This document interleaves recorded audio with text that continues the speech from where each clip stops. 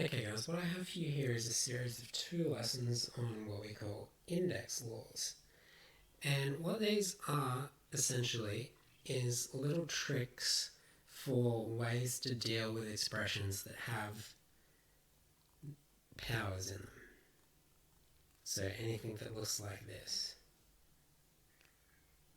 Okay, before we move on to that though, a quick recap of what we looked at in our last maths lesson. I'll get you to pause the video here and have a go at answering these 2 questions by yourself.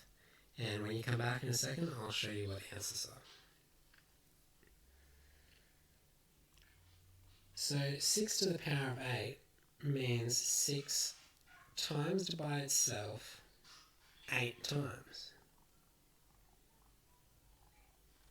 1, 2, 3, 4, 5, 6, 7, 8. So that's the answer. In question 2, we just have to count up the 4s. 1, 2, 3, 4, 5, 6, 7, 8. There are 8 4s, so we write 4 to the power of 8. Okay, the 2 index laws we're going to be looking at today look a bit like this. If we have a number or a letter that's the same but raised to a different power, the power on these 2 a's is different. One is m and one is n. We can simplify that by writing a single a to the power of m plus n. Okay, so what I want you guys to write down is what I underline in green. Index law for multiplication, and then write down this example here. Okay, so in this example, there are 2 7s. One of them is to the power of 3, and one of them is to the power of 2. We can simplify this by writing 1 7 to the power of 3 plus 2, which is 7 to the power of 5. Okay, and in division, it works the same way, except we take our different indices and we subtract them this time. So again, what you're going to write down on this slide is what I underline in green.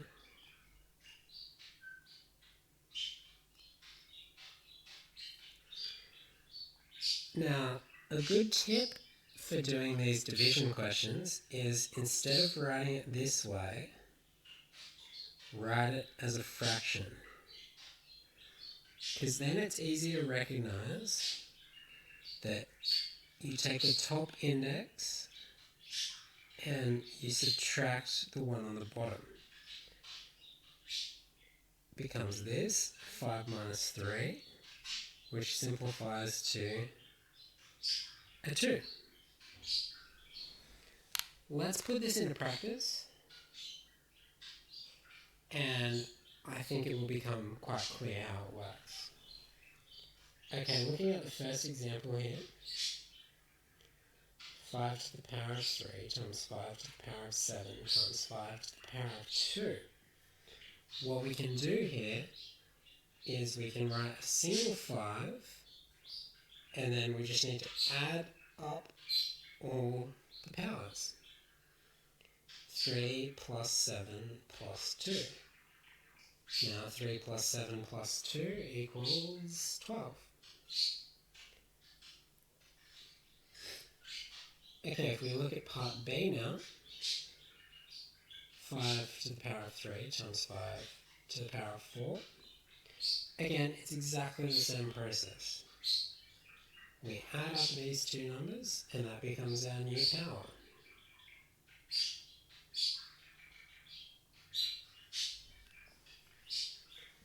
And now in the last example, 6 to the power of 5 times 6 times 6 to the power of 3.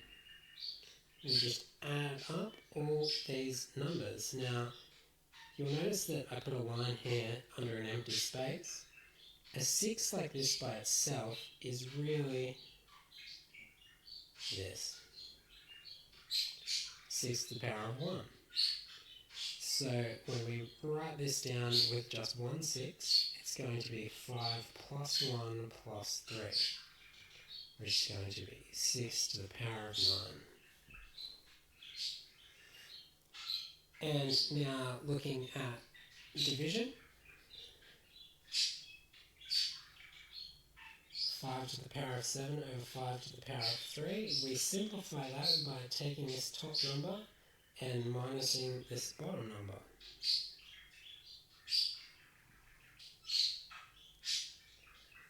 Sorry, let me write that out in full. 7 minus 3 is 4. Now again here in part B, we take the top number and we subtract the bottom number.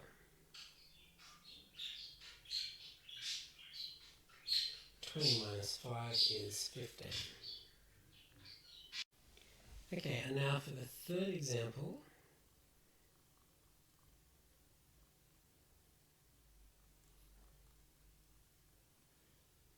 The first thing we're going to do is split this into 2 fractions. Now the second thing we can do is we can simplify this fraction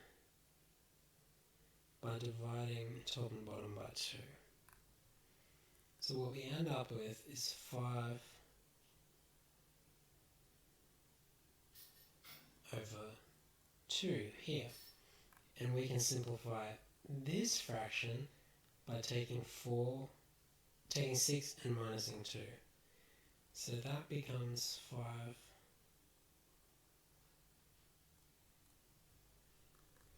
and then we end up with 5 over 2 times 5 to the power of 4.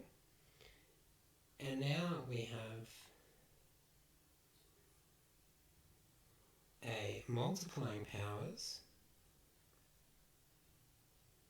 We end up with 5 to the power of 5 over 2 because this 5 is our 4 plus our 1.